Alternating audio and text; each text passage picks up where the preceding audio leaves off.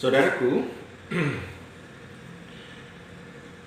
Kiai Haji Hashim Asy'ari, ya, di sini beliau mengkritik keras pendapat dari Syekh Muhammad Abduh dan muridnya Syekh Rasid Ridho.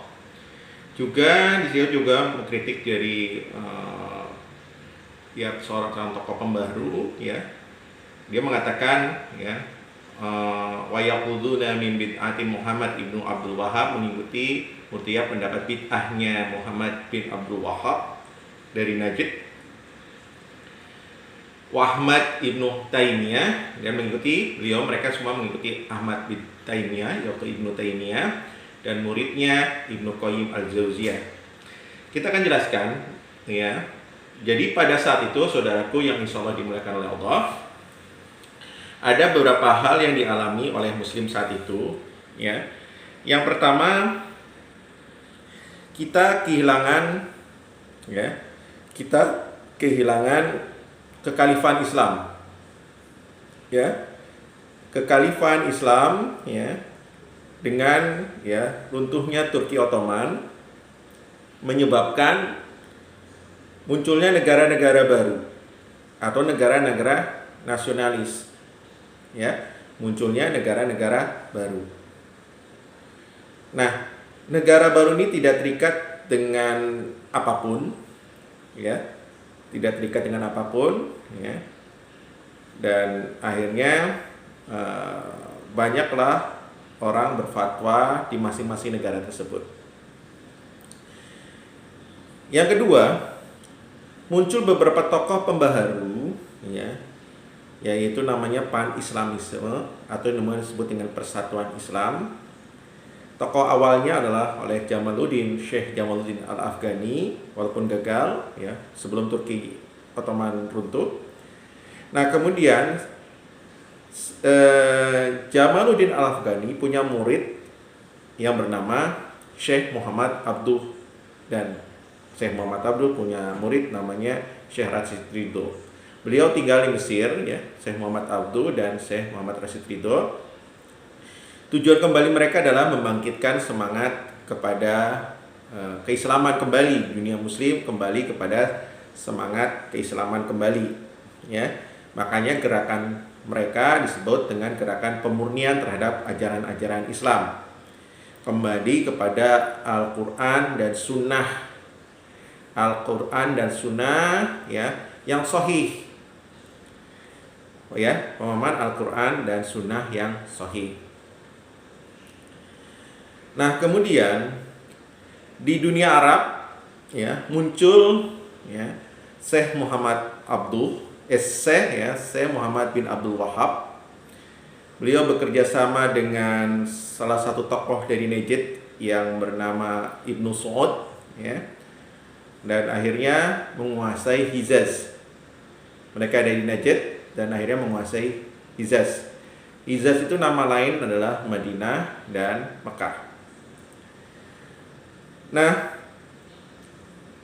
munculnya di Mesir gerakan pembaharuan terhadap pemurnian ajaran Islam, kemudian di Mekah muncul pemurnian atas tauhid, ya, dibarengi dengan, ya, dihancurkannya, ya, makam baki. Jadi yang perlu diketahui, saudaraku yang insya Allah dimuliakan oleh Allah, saat itu, ya, makam baki, makam para sahabat baki dan para tokoh-tokoh Islam lainnya di makam baki di Madinah itu bangunannya melebihi Masjid Nabawi. Jadi kalau kita lihat, makam lebih megah daripada masjid itu sendiri, ya. Makam baki sangat megah. Jadi antum bisa lihat ketika foto-foto, antum lihat di Google juga bisa cari baki, ya, sebelum dihancurkan. Nah, baki itu sangat megah sekali. Nah, ketika dikuasai oleh Ibnu Saud bersama Syekh Muhammad bin Abdul Wahhab rahimahullah ta'ala, memang makam baki dihancurkan karena saat itu, ya, baki dijadikan tempat orang untuk, ya, berdiam di sana, ya, mengalap berkah secara berlebih-lebihan. Jadi, ya, banyak orang yang justru tinggal di baki, ya, ketimbang ya duduk ya atau sholat baca Quran di Masjid Nabawi. Padahal jelas-jelas Masjid Nabawi itu ya jaraknya tidak jauh dari makam baki. Bahkan waktu sholat pun ya, waktu berkumandang azan sholat ya, mereka sholatnya di baki, menghadap ya, sholatnya di baki. Mereka tidak menuju masjid, tapi sholatnya dari baki. Dan ini ya adalah pemahaman yang kurang tepat, ya, pemahaman yang kurang tepat. Sehingga ketika muncul Ibnu Saud bersama Syekh Muhammad bin Abdul Wahab, makam baki dihancurkan karena ditakutkan menjadi tempat kemusyrikan. Nah, ketakutan umat saat itu adalah ketika baki dihancurkan, ya, mereka juga takut ya, makam Nabi pun dihancurkan. Ya. Jadi ada isu yang berkembang saat itu bahwa makam Nabi pun akan dihancurkan seperti layaknya baki. Nah, seperti itu. Itulah yang munculnya ya di sini ada suatu hal yang akhirnya menyebabkan terjadinya perbedaan yang luar biasa ya. Dan ini pemahaman termasuk juga pemahaman dari Ki Haji Muhammad Hasyim Asy'ari rahimahullah ta'ala. Nah,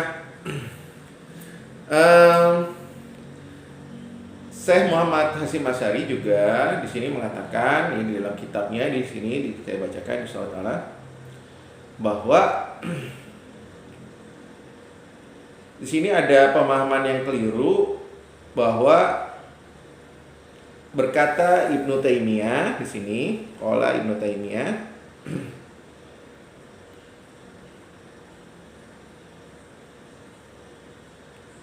ya, faharamu maka diharamkan ma'ajma'ul muslimin, seluruh kaum muslim ala nidabih ya.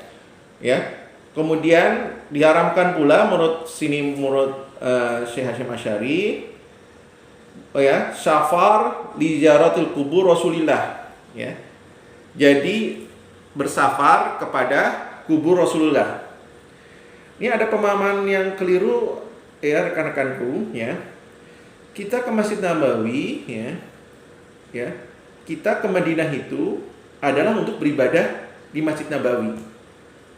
Sekali lagi kita ya datang ke Madinah ya, kebanyakan orang coba kalau kita tanya, mereka ke Madinah mau mana? Ke kubur Rasul, ke makam Nabi, mau ziarah kubur.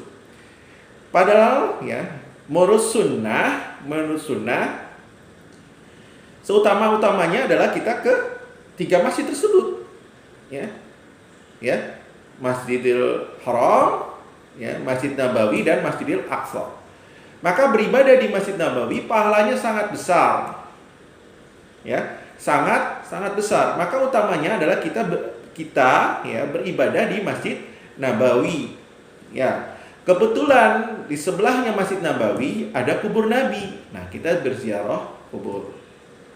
Jadi yang utamanya adalah beribadah di Masjid Nabawi, bukan berziarah kuburnya, saudaraku.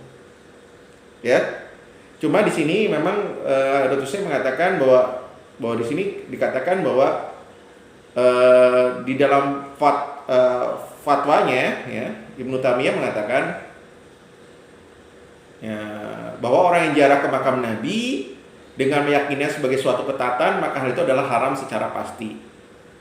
Karena memang utamanya kita ya bukan menziarahi kubur awalnya, itu menziarahi atau beribadah di Masjid Nabawi. Itu yang utamanya amal.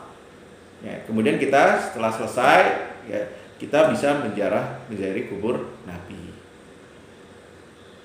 Ya, seperti ini.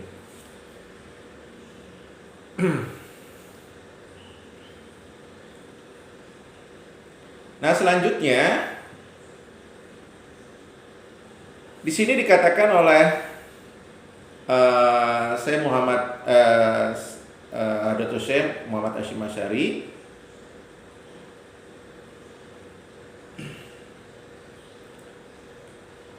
bahwa ada juga paham yang sesat selanjutnya adalah kelompok Rafidhah. Ini disebut Rafidhah itu kelompok Syiah Rafidhah ya. Jadi dikatakan ini kelompok Syiah Rafidhah ini paham yang sesat ya, karena mereka mencela para sahabat Nabi, terutama Abu Bakar dan Umar radhiyallahu anhu. Ya. Mereka sangat fanatik sekali terhadap Ali bin Abi Thalib dan keturunannya, terutama keturunan dengan Ali dengan Fatimah, ya, dengan Fatimah putri Rasulullah. Ya.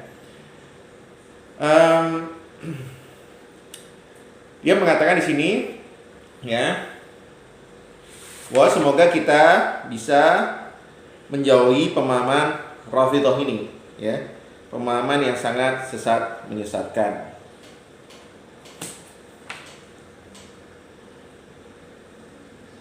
Seperti itu.